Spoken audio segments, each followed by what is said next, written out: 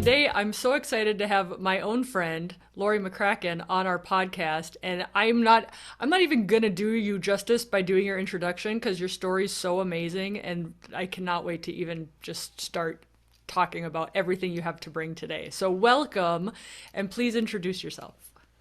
Thank you so much, Kelly. I'm so excited to be here and to be with your audience and share what to me is just an experience that I'm so deeply grateful for because I'll just start out saying that I'm 68 years old now, which I don't feel like at all. But when I was growing up, I had no idea how disconnected I was from my body.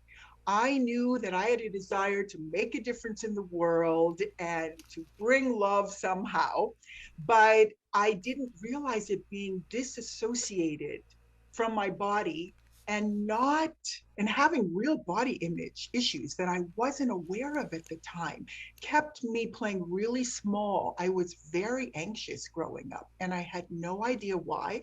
But so I busied myself and I did all sorts of things to help other people. And of course, then I went into become a nurse so that I could I figured help people emotionally, physically, mentally, every which way, anywhere in the world, I'd be good to go and could make a difference. And then I entered into a religious movement that was all about bringing unity to the world. So I thought, oh, that's perfect. That suits me. So for 20 years, I was essentially a nun and actually ended up being a leader in a leadership position there. And thinking that, just being a spiritual being is all that's needed. I didn't need my body. It didn't matter that I really didn't care about it. I could just let that be on the side until after those 20 years of dismissing my own real deep needs and desires for connection, for relationships that include touch, that could be intimate. I thought that was just beneath me, right? It's like when I think back to what I used to believe, I'm appalled.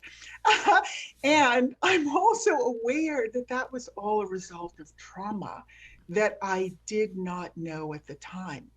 And so luckily, my body loved me enough to shut me the fuck down and say, you got to stop. You got to look at what's really going on here. And so I couldn't function.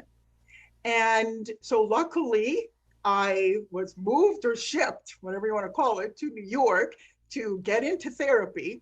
And the doctor that I was working for at that time said, you need to be in therapy 3, 4 times a week. Like, this is serious. And luckily, the therapist was exactly the person I needed. And she supported me to get back to my body, to realize that all of this old patterning in my mind that was keeping me so uncomfortable in being who I was, I didn't know who I was. And I thought just being, again, spiritual was going to help the world. And I didn't need to be connected to myself. But again, so through this whole process, and then becoming an oncology nurse, leaving that religious community, because that's when I understood that in order to connect and access my own wholeness, I had to understand that the body actually, rather than being a block to our spirituality, is actually the portal. It's the gateway. It's necessary. And I understood that at a certain point, that this is the deepest wound that actually the patriarchy and white supremacy has put on all of us, is to separate ourselves and to think that sexuality is dirty or sinful or whatever. And I remember hearing now my mentor, David Ward Erickson, speaking on some podcast about every orgasm being a glimpse of enlightenment. And that what enlightenment is a space where there's no judgment. And just that alone, like I had never heard anybody talk about an orgasm. It's like that at all. And it resonated like in my soul. And then I heard her say that if we are fully expressed sexually, then we can become a full human being. And when we are fully using our potential as a human being, there can be peace on earth. And I'm like, wow, this just makes so much sense. I need to find out more about this. And I was kind of surprised how deeply, like to my bones, that resonated. And so, and I could feel in her words and just in her body, actually, I mean, we were across continents, but I could feel in the vibration how these were words that she had lived. They were embodied. She had healed her own life in a way that this was coming out as nothing superficial. This was real. And so I was probably in my 50s at this point. And once I was able to have enough therapy to get connected to myself in some way, I began working on my sexuality. And I went to an energy medicine school for 3 years. And of course, we're going through all the energy centers, all the chakras. And my classmates would say, Laurie, you have virgin written across your forehead. And I was just so ashamed of that. But I was so ashamed of who I was and had no idea why. And so, again, when we're getting to the piece of sexuality, like I couldn't go there. I was a nurse and I couldn't talk about sex. I mean, it was really quite enlightening for me to watch myself, to observe what was happening in this. So, anyway, as part of the homework, I was supposed to, because at this point, the dean of the school said, Laurie, you need to know what your sexuality is, what your orientation is. Like, you are so spiritually developed, but your sexuality is like neonatal. That's an imbalance. That's not okay. That's hurting you. And so she said, I want you to go out with a man and I want you to go out with a woman. And I had known growing up, but it was always kept like a secret in the back of me, knowing that I was petrified of men. I never wanted to get married. I didn't realize at that point that I actually had severe pleasure anxiety. I thought, masturbating, like I couldn't say that word. It took me 3 years to consciously be able to say that out loud to get there. And so the energy around the connections to these words, the associations in our society is so slanderous, is so negative, and so harmful to all of us. And it needs to be, now I really understood, like coming around full circle, why we need language that's sacred, that normalizes what is such a beautiful, precious part of our humanity, so that we can tap into that, we can feel whole, and know, like I never even heard that I had a pleasure potential. I mean, oh my God. I just thought orgasm at that point I was so ashamed of it. And that it was just a way to release tension from my body, but nobody was to know about it. And I was just, mortified myself. And then as I started to meet people that were in the field of sexuality and go to some workshops, like I went to the high workshop, the Human Awareness Institute. And when I heard that they were clothing optional, I'm like, oh my God, no, there's no way I can do that. But when a couple of people that I was working with finally said, Laurie, you need to do this. This is not okay. And so I went and I started to be in a place where usually as a nurse, I was the one holding space for other people's vulnerabilities, especially around cancer, right? And I loved being able to be that person. but I was not used or felt safe to be in that space and be that vulnerable myself with other people. And so as I began to be in these workshops and did feel safe enough with people that I could break down and cry and, oh my God, just do what I needed to do to break through some of these old thought patterns, these old ways of looking at my own body. Because again, I started to realize that, I mean, my friends would say, I mean, I've always been thin. I've never been, really overweight, but I hated my body. I was so self-conscious. And I didn't realize until I started working around my sexuality that it was actually my genitals I hated. I was so ashamed of them. And I didn't understand why. But so I had to work with an intimacy coach because I had, in the meantime, been introduced by a friend of mine to Betty Dodson, who, if any of you know, many of you do, I know she's just such a beloved pioneer in the field of sexuality. And she created body sex workshops, which came out of the consciousness raising groups of the 70s, because she had heard that a couple of her friends had never had an orgasm. And she said, that's not fair. I'm going to do something about that. So she would get these women together to talk about their experiences of their body image, of their orgasms. And they were naked doing this so that we're not hiding behind anything. We can be who we are fully and be seen and understand the normalcy of our need for orgasm, our joy in orgasm, and the healing that comes from that. And so when I heard about that, a friend of mine had showed me a video of her working with someone, and I was just like shocked and horrified. And I'm like, oh my God, what did you bring this to me for? And he was feeling the same way. It's like, oh my God, I'm so sorry. I don't know what I was thinking. But see, sometimes we need to be shaken up for that wall, the armor, that protection that is protecting us from when we were children, that is not serving us anymore. It's holding us back from the joy, the bliss, the experience of life that we're meant to have.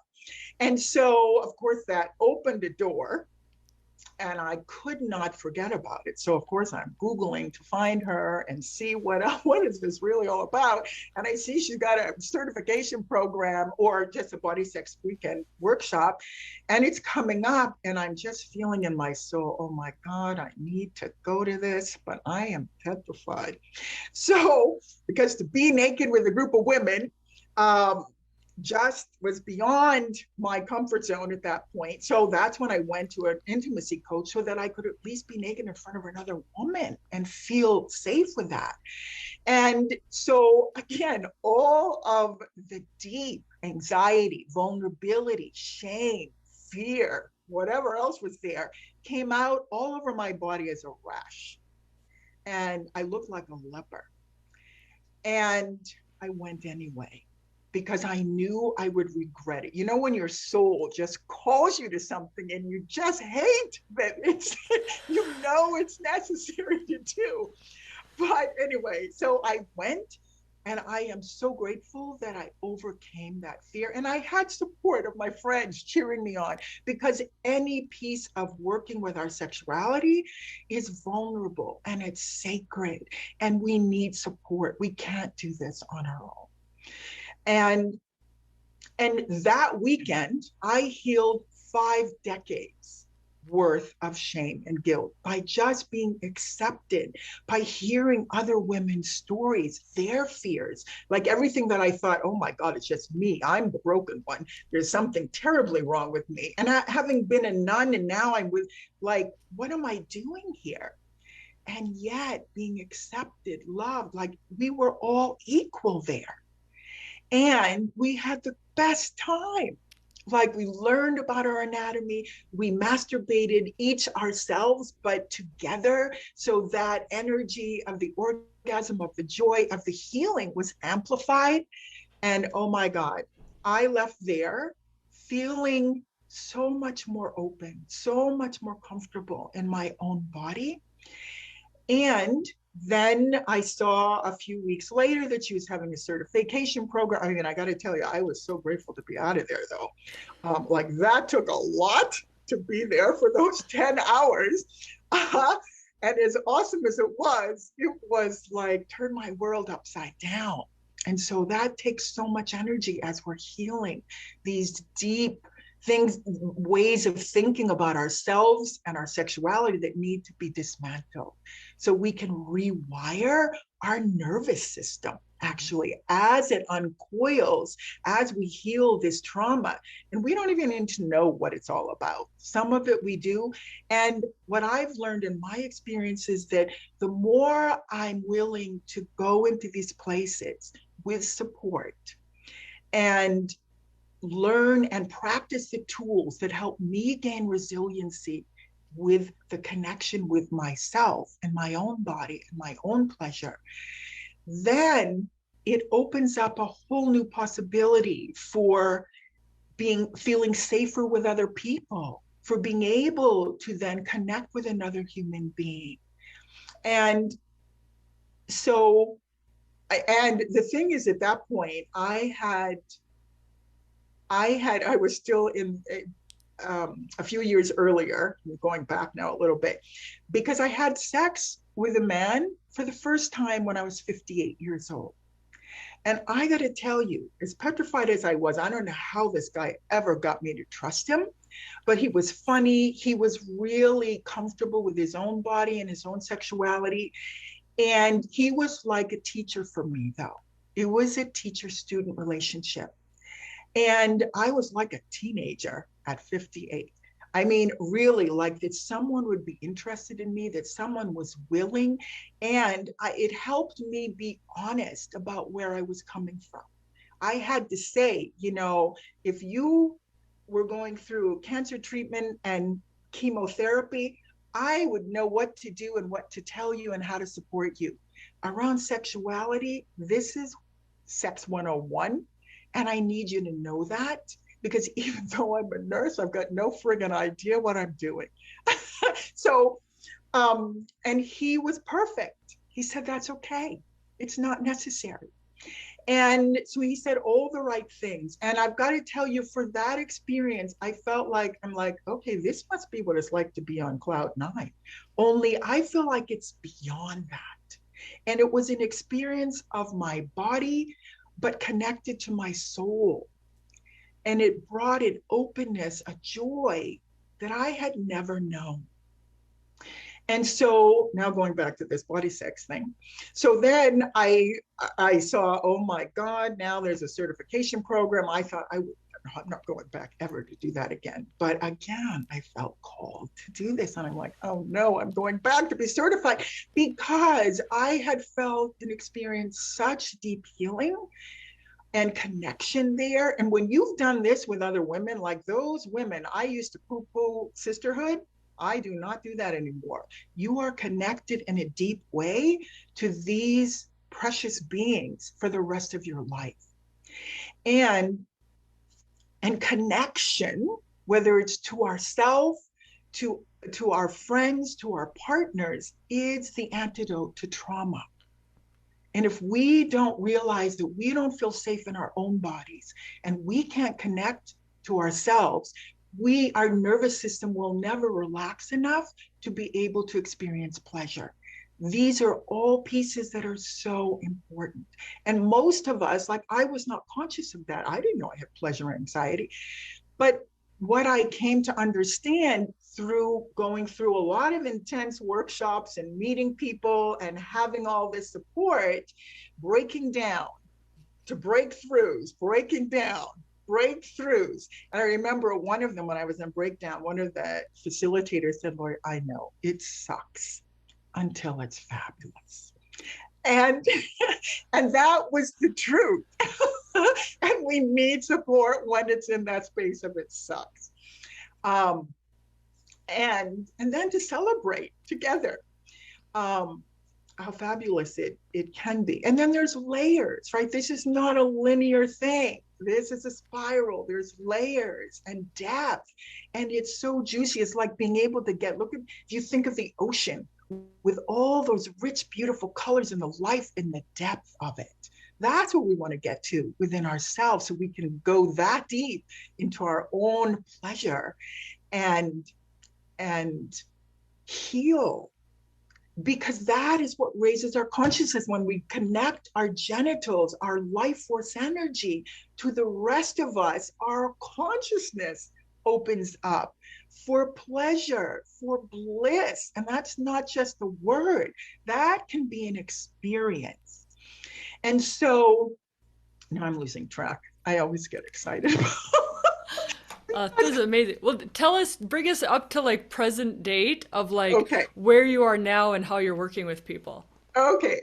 So from there, I didn't understand why I was going so intensely to do this healing around my sexuality. But of course, I was 58, then 62, then now I'm 68.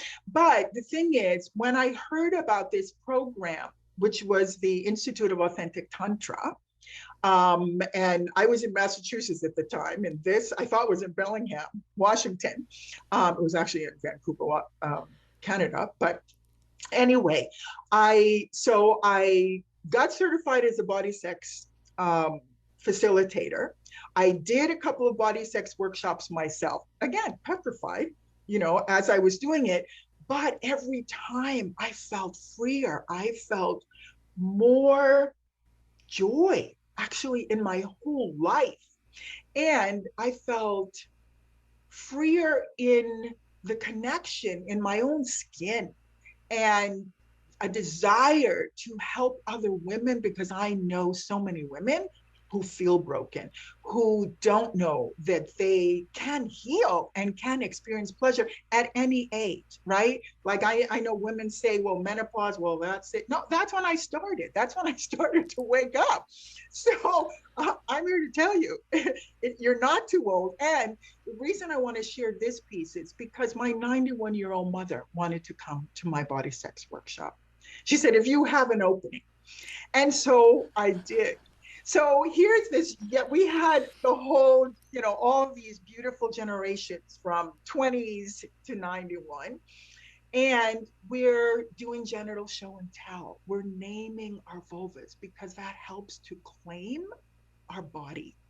And it was so amazing to see my own mother at 91 thinking, well, I don't know what do I call my vulva? But then the light bulb goes on and she looks like, oh my God, I've got it. It's iris. It's a beautiful flower. And I'm like, oh my God. So the joy, the healing for her. And I've always had a good relationship with my mother, but there was a veil. There was something between us. And I didn't know what that was, but then it caused me sadness. And so, of course, we have the whole day together. We eat together. We're naked the whole day. I greet the women naked at the door. And we're so doing this and learning different positions. We just laugh so much. And she was wondering, Lord, why are you doing all this stuff to heal your sexuality? What's so wrong? But then she'd think of her own life and say, oh my God, yeah, okay. And so what was beautiful is I was doing my own healing. Here's my mother healing herself. After that experience together, whatever that was between us, that was a veil, is gone. We don't need to see each other again. I mean, I would love to see her again, but if I die first or she dies first, it doesn't matter. The connection we have, she knows everything about me, what I'm doing and why. She got why. She saw the joy that is within me doing this work, and with the women that were there with us. So that was, and she wanted to be one of my first Tantra clients too, when I did this. So, and the thing is, as I was getting ready to move to come out here, because I need to do that kind of vulnerable work in person. And I didn't realize that with the Authentic Tantra program, you get a primary teacher. So we have group sessions every other week, and then the week in between, we're with our primary teacher. And Davey, who is the creator of this, Davey Ward Erickson, was the one I had heard. And so she said, well, Laurie, if you really want to move out here, I'd be delighted to be your teacher. And so that was the cherry on the cake. I'm like, oh my God, okay. And and of course, if things work out, then it's meant to be. But the thing is there that the office that I had created and that I loved, this healing oasis where I did my work, because at that point I was doing energy medicine. So I was doing emotion code and the body code to get to the root of what's going on that can be so complementary to Western medicine. And so, but I didn't know how any of this was going to happen. But my dear friend, who was a massage therapist, who went to energy medicine school with me, needed to expand her business. So she took over that place. So I knew it would remain this healing oasis. My mother, who I was concerned leaving at 91, right? Because I was living with her at that point. She met a man 76 years old. And by the time this all evolved and I was ready to go, she could not wait for him to move in. And I'm like, look at how the universe works. When it's right for one, it's right for all, right? Or like that took away my shame. I was so happy for her. And she couldn't believe how happy she was. She was opening to pleasure herself in a way that she had never been able to do with my father. And so it was just a beautiful unfolding for all of us, for both of us. And then when I moved out here and went through the training program, so it's like 15 months training program, this first phase and second phase, and I knew I wanted to heal myself. And I finally understood that's why I had to do all that healing so intensely, was to get here. Because this felt like home. And this felt like I had done all of those things. And everything I'd done in my life was like, when you're doing a puzzle and that one piece that completes the whole thing and brings it all together so you have the whole picture. That's what it felt like doing this certification program was for me, because it's Tantra, which is an ancient spiritual science, really. And it's been watered down, it's been distorted in a lot of ways in our world. And I knew that it wasn't sex techniques that I wanted. I wanted to heal my sexuality, the wounds, the trauma that was keeping me from experiencing the joy, the relationships that I wanted, that I was too afraid to have and didn't know how to have. So this program gave me not only tools, practical tools that we had to practice and go deeper into, because the best teachers are embodied. And that's why I was in religious life, because I thought that's something I wanted to live my life. So everything that I do, that I'm learning, I can live it. I don't want to just have it compartmentalized and not matter in every area of my life. And that's what this form of Tantra, which is Tibetan 5-element Tantra. And so it's a mixture of Buddhism and shamanism, which are ancient healing techniques that bring into balance our emotional, physical, mental, spiritual bodies and heal us from the inside out. Because when things happen to us, trauma happens. It happens energetically first, and our nervous system, we get shut down or freeze or flight. And so we need to heal it energetically first, and our bodies get supported and can heal that way. So that was one thing. Then we teach, ways of pleasure. And that's what, even I tell you, doing a pleasure journal. And this, if you want to, this is something you could start with, is just to write 3 things that you appreciate about your life. Then 3 things that you appreciate about yourself. Because I'll tell you, what I learned is so much was my own mental, harsh judgment, punishing myself. that was just part of my life. I wasn't even aware of it until I started doing these practices. And then, like it's like Velcro. So you don't know it's part of you. Then when you start doing things that help you separate, you can see it for what it is. And then you can say, oh, okay, thanks. You don't serve me anymore. I'm going to let you go. And then, right? And so it's the simplest things, and appreciating yourself. Three things, if you write that down, notice what happens. If you do that for 7 days in a row, just see, it takes a few minutes. And then you can add to that, how are you experiencing pleasure in your life now? Whether it's a cup of tea that you enjoy looking at the winter wonderland, or a phone call with a friend that really gets you and understands and is willing to be there with you. Like the simplest things, that's pleasurable.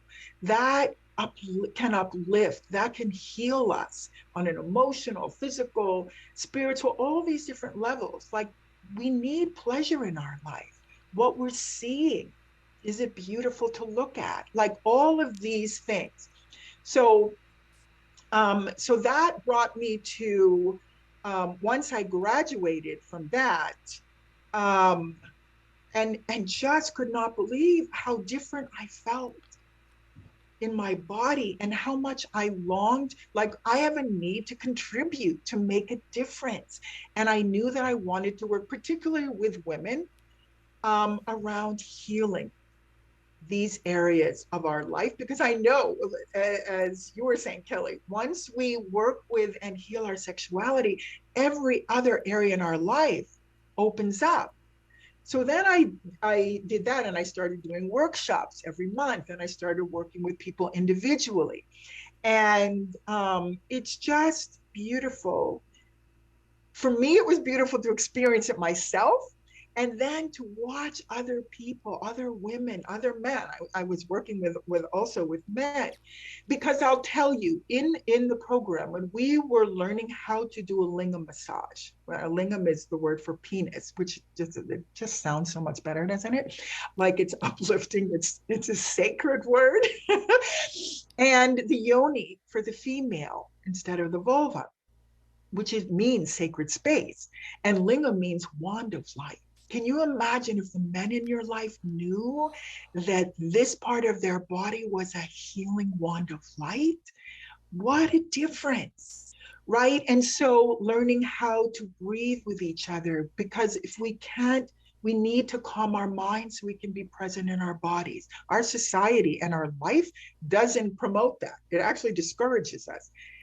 And so these are the things that we're learning. And most of them are really simple, but then taking time to be with your body, notice where might you be numb, where might you experience pleasure in a part of your body you never knew you could, like, and to celebrate all of it as you move through this. So I think, and seeing the joy and the healing, profound healing that happens when someone, for example, one woman had a clitoral orgasm. She hadn't been able to do that. And then once you can, so you're healing the trauma that you might not even know is there, or the numbness, and learning the stages of healing. Right? We're so used to being between numbness or pain or numbness. We don't know that there's other stages to get to function, to pleasure.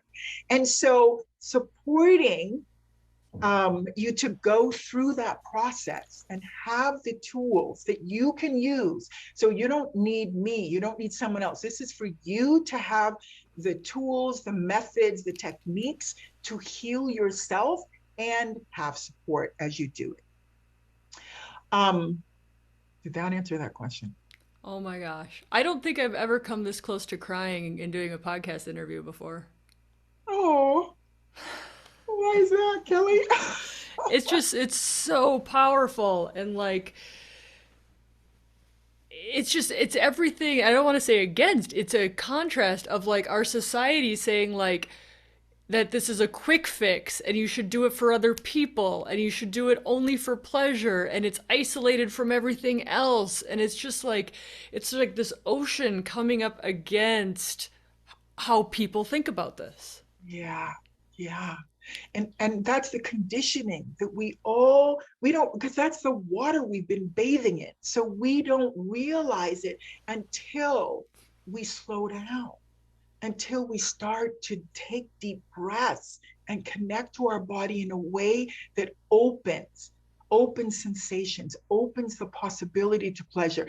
And pleasure is the antidote to our dysregulated nervous systems. We're living in a society where it's low-grade trauma at minimum. Yeah. Right? Yeah. And there's trauma on top of trauma. Yeah, and I think so many people have this I call them bricks in a backpack, but they've got this heaviness of like, I need to be the one to fix all this shit. Right. And like, when you put that on yourself, the immense stress and pressure of that, and for you and how you're talking is like, I'm gonna use shit, but like, fix your own shit first. Yeah, and have support to do it. Yeah, and then it goes out from there. Yes. And to realize like that's the first step. And like, just in how you say, like, when people are like, I need to fix my sex. Okay, start by taking a deep breath. Yeah. Right? And like, it's a journey, it's a pathway, it's your life. It's not there's no there. I love that saying of like, you just get to keep going. You just get to keep learning instead of like, once I just fix this problem, everything's gonna, it's like, no. And the embodiment of it, of like, this is a way of living. Pleasure's a way of living. Exactly. Ugh. Yes. And so what I find, because now I've been doing this 5 years, and it's like it keeps getting deeper and richer, and I keep getting freer and more joyful and discovering more pleasure in areas and ways as I let go of things that I didn't even know were holding me back.